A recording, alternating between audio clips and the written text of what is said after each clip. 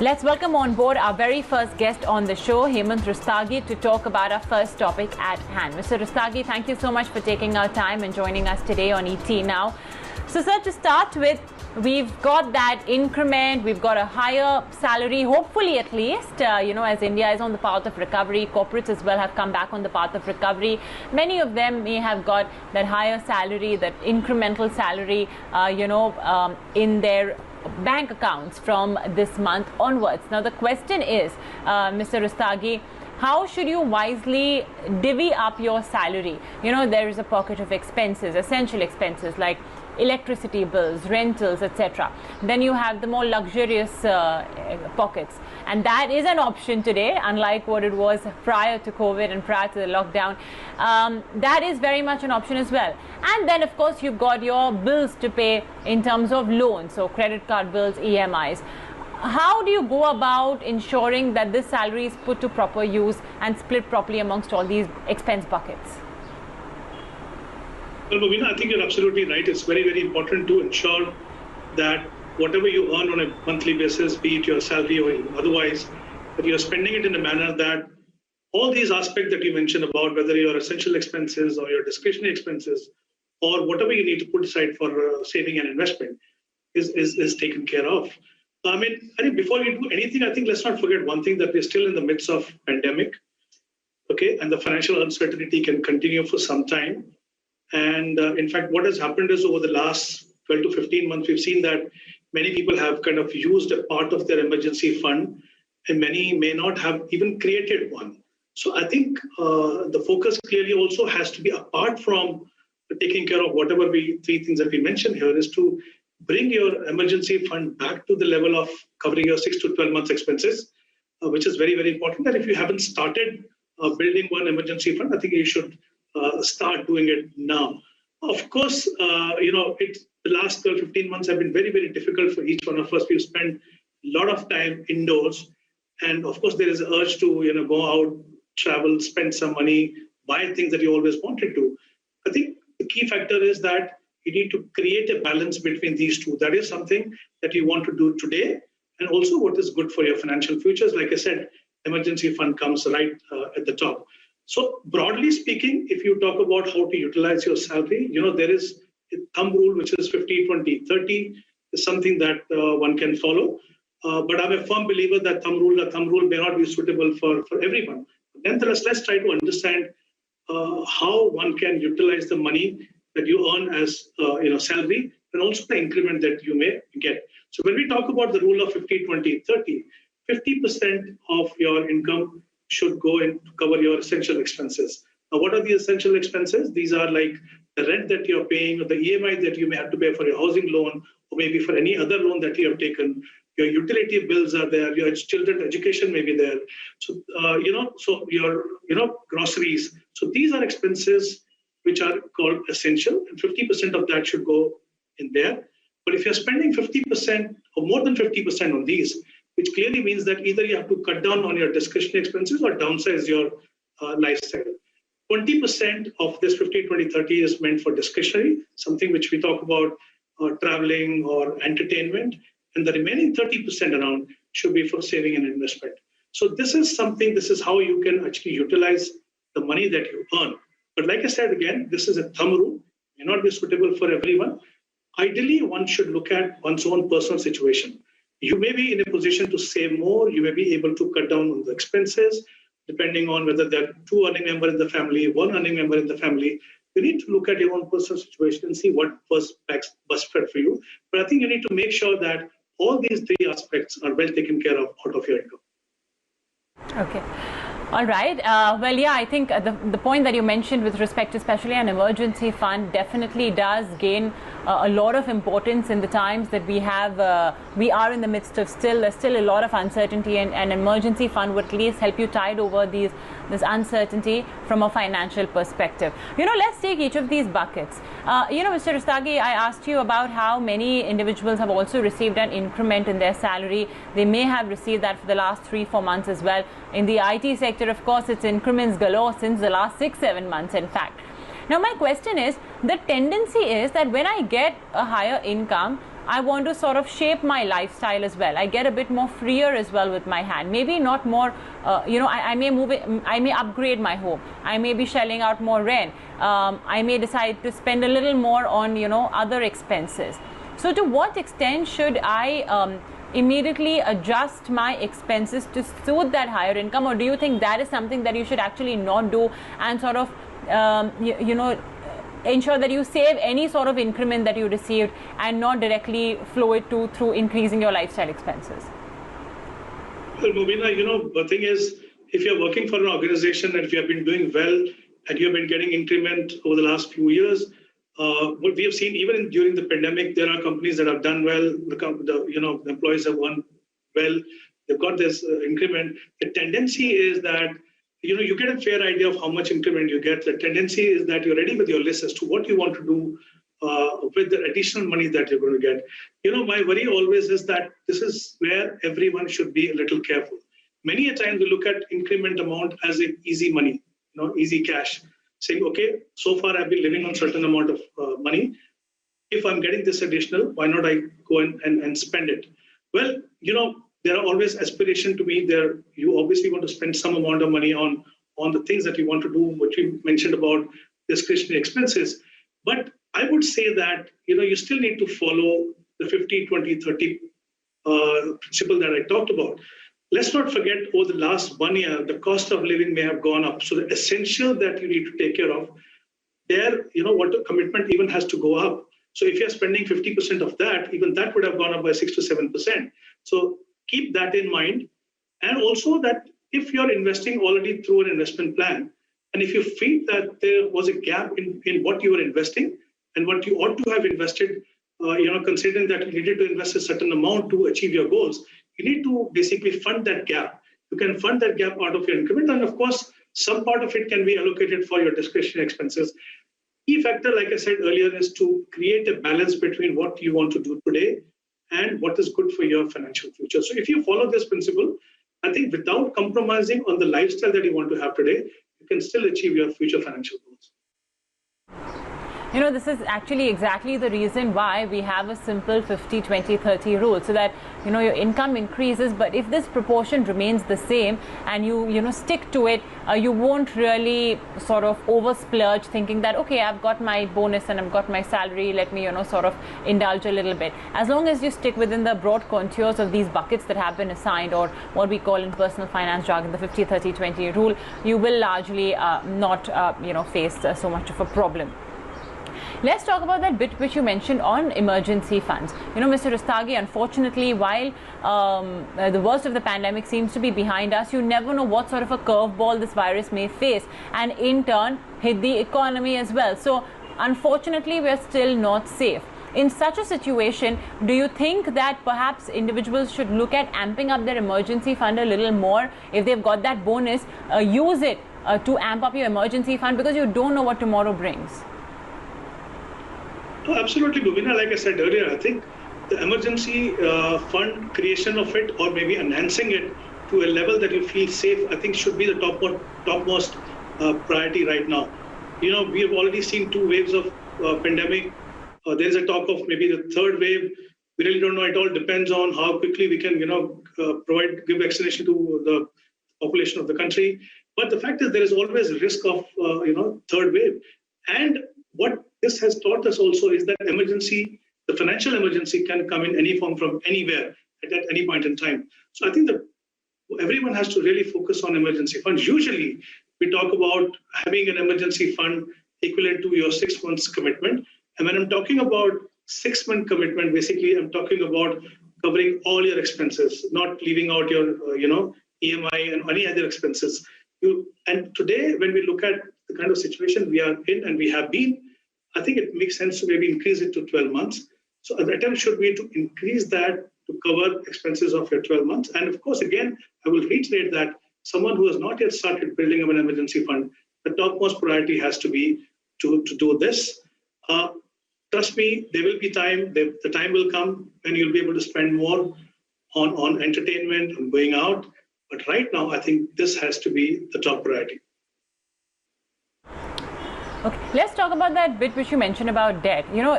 you consider debt as well as an essential expenses. Debt as in the EMIs that you pay down for your car, for your home, etc. So pecking order wise, the first thing would you sort of ensure that you pay down your debt first before then spending it on other expenses? Well, Mubina, I think it depends on if you're talking about a situation where you get a lump sum as a bonus or something, well, I think it again depends on your personal situation. For example, if you have taken a loan and you have also initiated the investment process for achieving all your other goals, because all other goals are equally important, your retirement goal, your children's education, or any other short-term goal that you may have. If you have been able to provide for each one of them, maybe it makes sense to prepay the loan. If not, then I think my advice would be to focus even on that. And let's assume a situation where you have provided for all those investment and you're in a position to prepay. You also need to look at what kind of loan are we trying to repay or prepay. If it is a housing loan, depending on again, how much time is left to repay your loan is also an important aspect. Let's not forget that there are certain tax benefit of it, especially if it's a joint loan and both the spouses are working, both of them are, having the tax benefit. So these are the factors that you need to consider before making a decision whether you should be using this lump sum for prepaying any loan. But of course, it's a personal loan, any loan where you're paying a very high rate of interest, the effort should be to prepay that, but not necessarily every loan. Like I said, housing loan, if you're having 5 or 6 years remaining for repaying a loan, maybe it makes sense to continue with that and not to prepay. All right, well, so some simple mantras on budgeting. I think ideally what everyone could do is just before payday, sit down with a simple calculator and note down your expenses.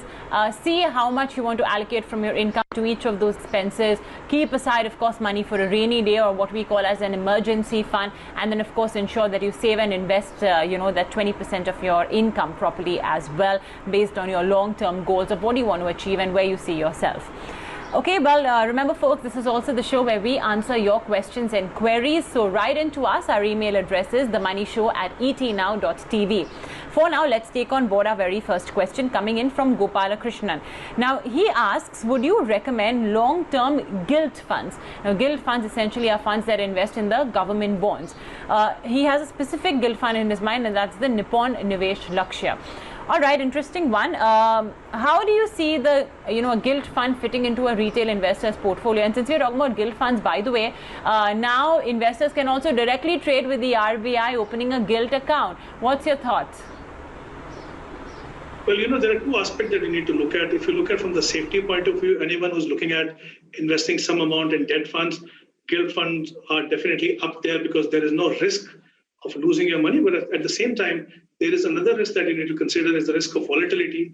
And considering that these government securities can be for 15, 20, 25, 30 years, the interest rate movement, the impact of interest rate movement can be quite severe on these funds, especially if your time horizon is, let's say, 3 to 5 years and you end up investing in a gilt fund, may not be a right strategy. So you need to look at both aspects, safety as well as the risk of volatility. This particular fund that he has talked about, a Nippon Nivesh Lakshya fund, this is a slightly different fund. I mean, this fund actually invests in government securities of maturity of 25 to 30 years.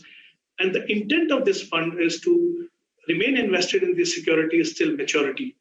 And what it does is basically that any cash flow that gets generated out of the fund or any fresh inflows that come, they continue to follow the same strategy even for these investments. So clearly what happens is that the fund locks in money at a certain yield because the intent is to hold on to this till maturity. As far as the fund is concerned, the volatility is taken care of. But for investors, the volatility still remains. So one thing is that if you're thinking of investing in a fund like this, your time horizon has to be much longer. A certain portion of your debt allocation, which you want to keep it for longer term, can certainly come in here. Like I mentioned, because the intent is that to hold on to the security till maturity, the usual fear that you have of keeping a track of what is the maturity duration of the portfolio, what is the impact of the interest rate, are not there in this. But it does not mean that this fund does not get impacted by the volatility in the short term. If you see the last 6 months or 1 year return, the returns are negative. But if you see the longer term return, 3 year plus, it's in double digit return. So clearly, someone who is very clear in terms of holding on to the investment for 10 to 15 years, can certainly consider investing in this fund. But like I said, this may not be the best option in that, but definitely a good option that can be considered for a longer period. All right. Well, that's of course, the response by Mr. Rustagi on the query. Let's take on board our next question. It's coming in from Ali Inamdar. In your opinion, sir, which is the best style of investing right now as markets are going very high and then there is a long period of correction? Well, I think in the last 1 month, actually, markets haven't gone anywhere. It's just largely, trying to find direction at this juncture. But yeah, what kind of, investing approach should retail investors adopt if they, let's say, kickstart investing today? I'm not sure what Ali's, time horizon is, but as a retail investor and as somebody who wants to invest in equities, we always advise that keep a long-term view in mind. So what should be the construct, keeping in mind the current market dynamic? And also, do you think it's something that retail long-term investors should bother with? Well, I think there are two important aspects of investing in equity. One, as you rightly mentioned, you have to be investing for the long term. And the second thing is you have to follow a discipline of investing on a regular basis. I'm not necessarily saying that it has to be only through SIP.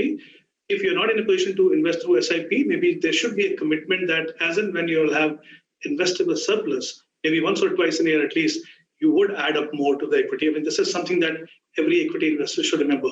Now, coming back to a long correction overdue, we really don't know whether the correction will come, what kind of correction will come. Yes, indeed, we have seen the volatility levels going up. Maybe we'll continue to see this volatility going up. But it's very, very difficult to predict corrections in the short term. If you look at both this strategy, whether value strategy or a growth strategy, for the last 12, 15 months, we've seen both of these have done well. Prior to this period, the value investing was not doing so well. The growth was, but I think in this last 12, 15 months, we've seen the growth as well as the value investing both have delivered good results. And I think despite the fact that the markets have moved up considerably, there are still certain pockets or sectors in the market where still there is a lot of value left. And of course, considering the fact that you will see improvement in the economy going forward as we, come out of the lockdowns, even the growth strategy will do well. Whether you should go for growth or value depends on, again, what kind of investor you are. If you're a new investor, I would say that you remain with the growth strategy. If you're an experienced investor and you understand that what are the risks associated with the value investing, you can definitely consider that. So clearly, your existing portfolio mix also plays an important role here. Going forward, I see both of them, but I think my focus would be more on the growth rather than the value. Like I said, there are still certain pockets of markets where the value fund can invest and make money. But I would say that if you're a new investor, someone who's trying to build up a corpus over a longer period of time, look for funds which are growth oriented. Look for funds which give you right kind of exposure between all three segments of the market, of course, with a bias towards large cap. So there are large and mid cap funds, there are flexi cap funds. Start with that, and then maybe add mid cap or a small cap fund over a period of time. Let's take on board our next question. Uma Maheshwara Rao says, I've retired in Feb 2018 from a PSU. I got 1 crore rupees as retirement benefits from EPF and gratuity. So he saved 15 lakh rupees in senior citizen savings schemes, 15 lakhs in the PM Vaya Vandana Yojana, and 10 lakhs in the 7.75% RBI bonds. He also gets a pension of 24,000 rupees. So his monthly income amounts to 50,000 rupees, which is sufficient for him. For future financial security, he's also put 60 lakh rupees in mutual funds in May 2018. That's split 35 lakhs in debt, 30 in hybrid funds. His intent is to safeguard his capital to take care of the rest of his life and, of course, financial stability against inflation for the next 10 to 20 years. So I don't see equities in his portfolio. He's retired, so he may want to play it safe. He's got a lot of fixed income schemes out here. Yes, there are a few hybrid funds which just add a little bit of a flavor of equities into his overall portfolio. But what do you think of his portfolio, Mr. Rustagi? Well, Bhavina, generally there are two risks associated with your investment, especially at the time when you're retired. One is safety of capital, and the second is, of course, inflation. If you look at the composition of this portfolio, the safety of capital has been well taken care of, but I'm not too sure whether this kind of portfolio will help him stay ahead of inflation. So clearly there is a need for him to revamp. while some of the investment has been made in the traditional investment option, which give you guaranteed return, which is all right. But I think the mix between the debt fund and the hybrid fund can definitely change. I believe that today the mutual funds are offering you a variety of hybrid funds. Like there are equity savings fund which are investing 15-20% in equity. Then there are balanced advantage fund which are investing around 40% in equity. Then there are equity-oriented hybrid fund which are investing around 65% in equity. So I think if you do a mix of it, maybe cut down on exposure to the debt fund. So what's typically happening is these hybrid funds also have arbitrage, which is as safe as debt. There's also debt instrument in that. And these hybrid funds have the potential to ensure that you earn return, which maybe help you beat inflation over a longer period. I think there is a need to revamp there, maybe put more money into the hybrid fund that I mentioned, especially the balanced advantage fund and the equity-oriented balance fund, because it's talked about another next 10 to 15 years. So clearly, if he does that, surely he will make better return and inflation will be taken care of. Well, that's all the time we have to take on board viewer questions and queries. Mr. Rustagi, thank you so much for joining us and, of course, answering our viewers.